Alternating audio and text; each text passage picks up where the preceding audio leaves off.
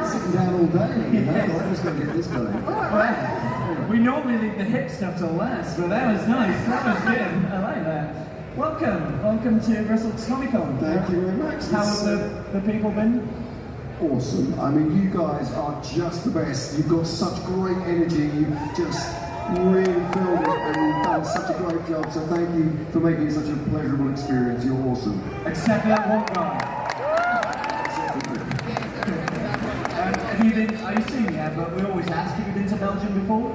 I have been to Belgium. I was here for Comic-Con 2 years ago, and then I was also filming Luther, the Fallen Sun. We filmed in the big water tank that's just about an hour from here, so which is the biggest water tank in Europe. I didn't For know those of you that. who are interested about water tanks. What's the second one? Yeah, that I couldn't tell you.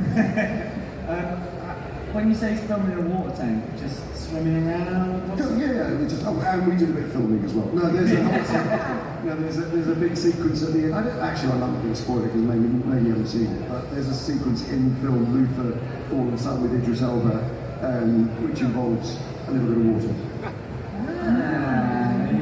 There you go. Andy, we are going to have about a million questions. We might have to chat about a little franchise known as Lord of the Rings. Never heard There's a few fans here. We don't know why, but yeah, I mean, do you do a lot of conventions like this? Do I go to conventions like this? Do you do a lot of these now?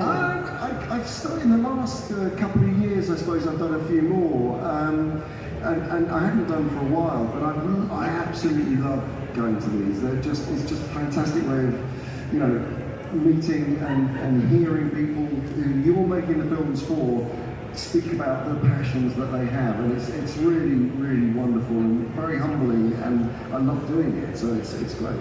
How many times a day does someone ask you to do the voice? More than once, I can How many times do people do the voice to you? More than about 200, actually. Because, like, obviously, just because we're going to talk about Gollum, obviously, we got a million questions given the news this week and stuff like that. Yeah. You won't be able to tell us much about, but when you created Gollum, how did you land on that voice? And did you know that voice would follow you around for the rest of your life? Yeah. I mean, when I started working on it, I knew that I wanted to create a voice that was about where the pain and the guilt of the character that, you know, the Smeagol was when killing his cousin. And I knew that, you know, reading the books, of course, he's called Gollum because of the way he sounds. That Gollum sound is described in the book. So I wanted to find something that was kind of involuntary, that your body was connected to the body and the throat and the spine, and not being able to control it when it came out.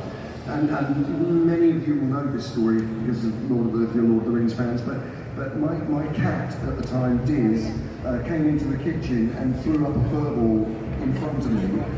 And that literally, that kind of rippling through his spine, which was then became that's what eventually became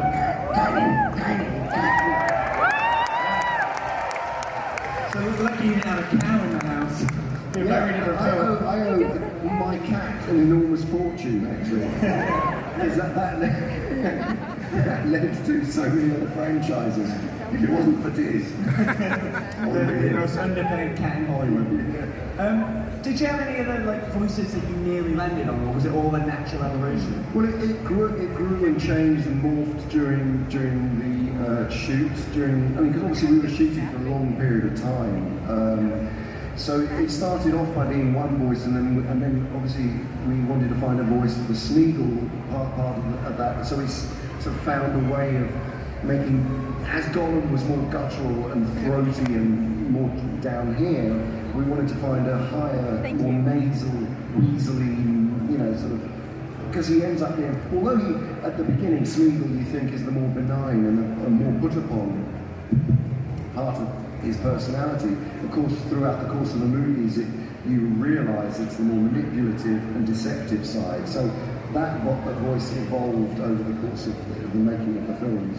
Amazing, absolutely amazing. It blows my mind, but it's become such a staple of film lore and history, and like, I mean, every inch of Golden, and they really brought that to life. But what you gave to it through performance is like completely nailed that character. You can't see him any other way.